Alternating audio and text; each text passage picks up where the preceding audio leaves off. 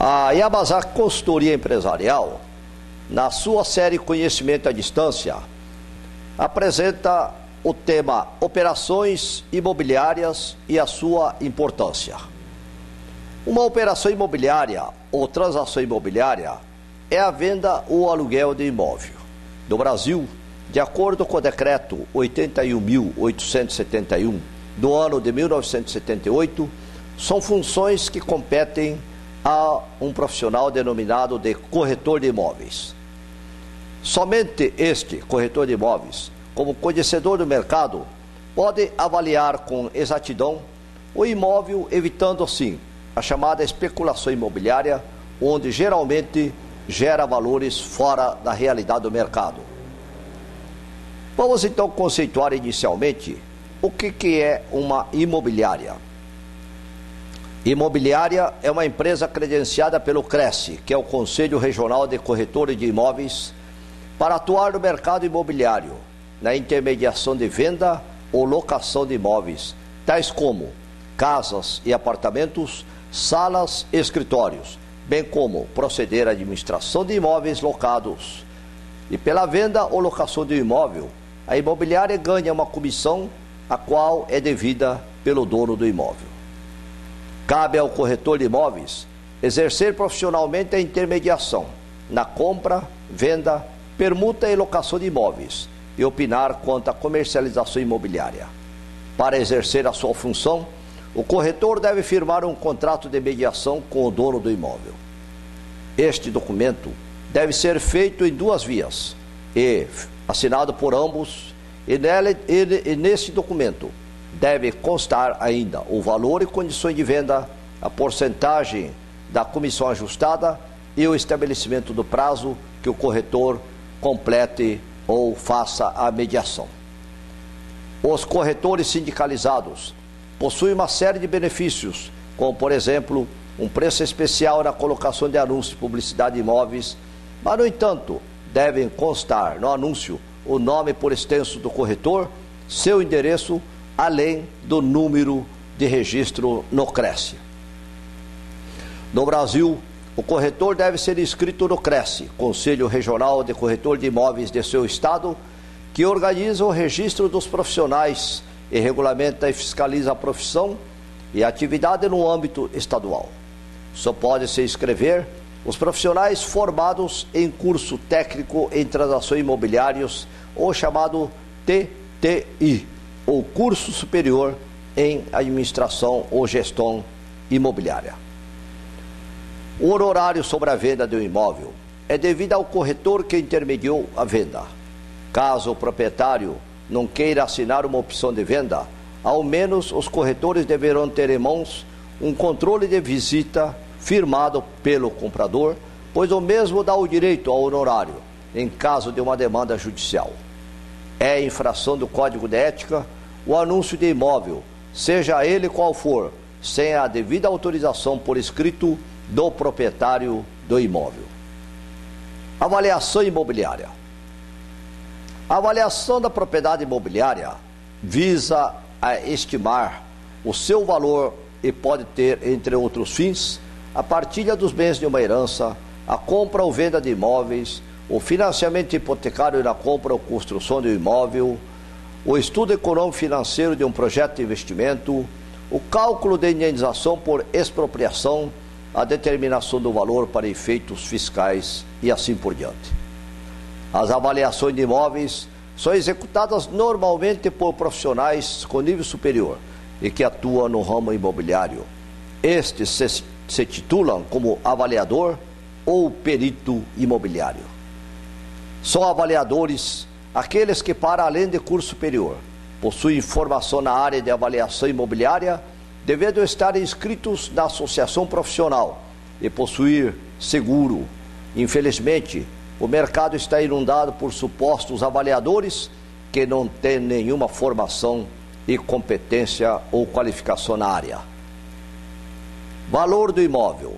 Em relação aos fatores que interferem no valor do imóvel, além da lei da oferta e da procura, as proporções, o aproveitamento, a localização do imóvel, a área construída, a espécie de construção feita, o padrão, tudo isto faz parte dessa série de fatores que irá, ao final, dar o valor do seu imóvel.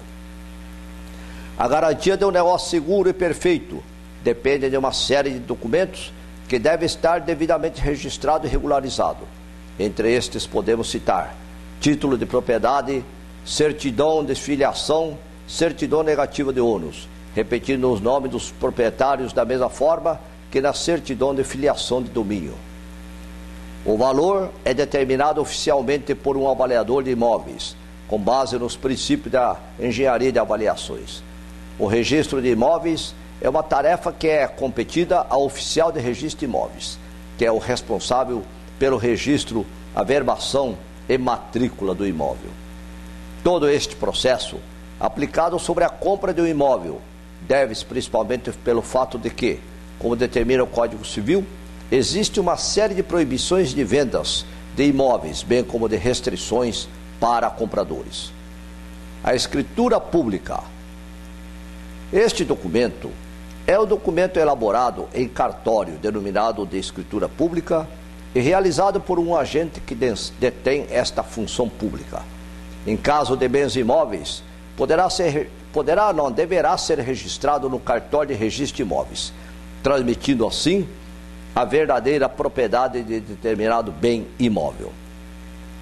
Segundo o Código Civil Brasileiro, ela dispõe sobre a escritura pública, sendo essencial aos atos relativos à transferência de bens imóveis, com valor superior a 30 vezes o salário mínimo. Não dispondo a lei em contrário, a escritura pública é essencial à validade dos negócios jurídicos que visem a constituição, transferência, modificação ou renúncia de direitos reais sobre imóveis de valor superior a 30 vezes o maior salário mínimo vigente no país, isto de acordo com o artigo 108 do Código Civil Brasileiro. Existem casos em que não é necessário escritura pública para a validade de negócio jurídico, e são eles: compromisso de compra e venda de imóveis loteados, Lei número 6.766 de 79, segundo o artigo 26, urbano, e artigo 7º do Decreto-Lei 2.375, do ano de 1987, para imóveis de natureza rural. A compra e venda de imóvel de qualquer valor, com financiamento mediante a contratação da alienação fiduciária em garantia, também é dispensado da escritura pública.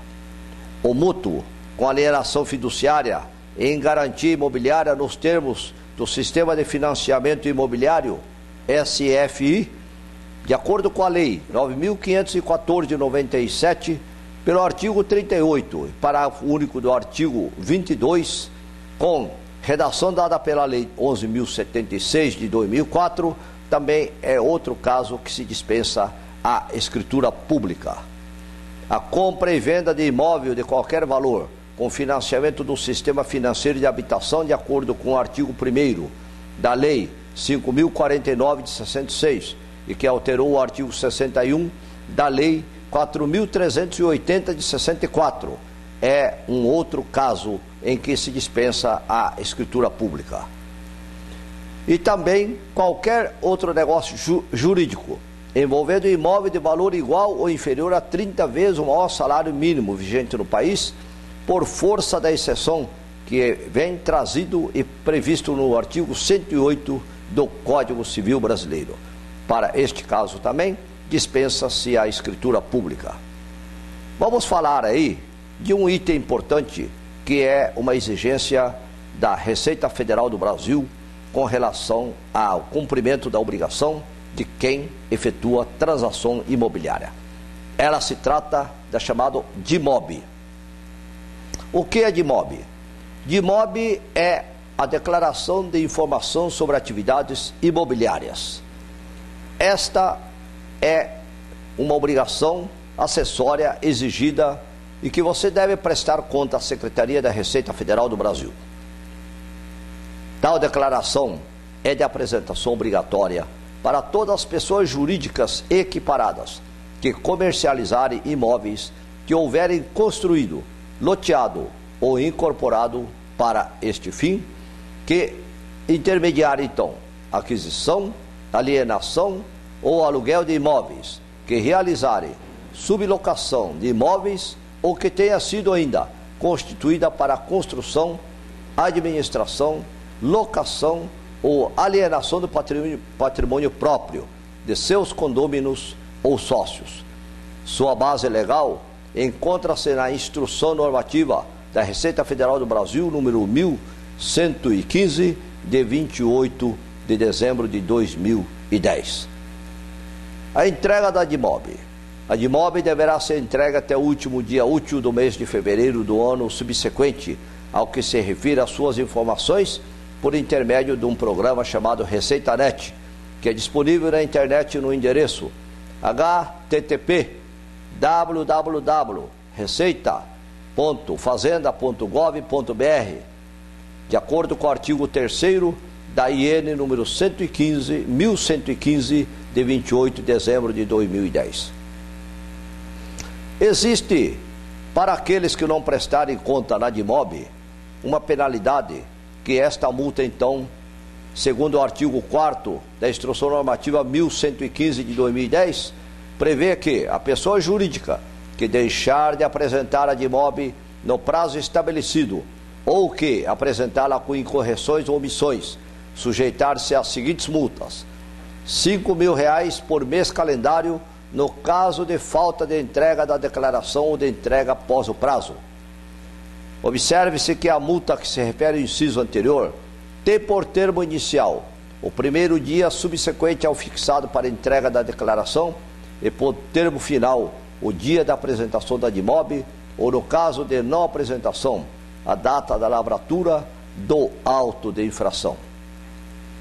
Segunda penalidade, 5% não inferior a R$100 do valor das transações comerciais, no caso de informação omitida, inexata ou incompleta.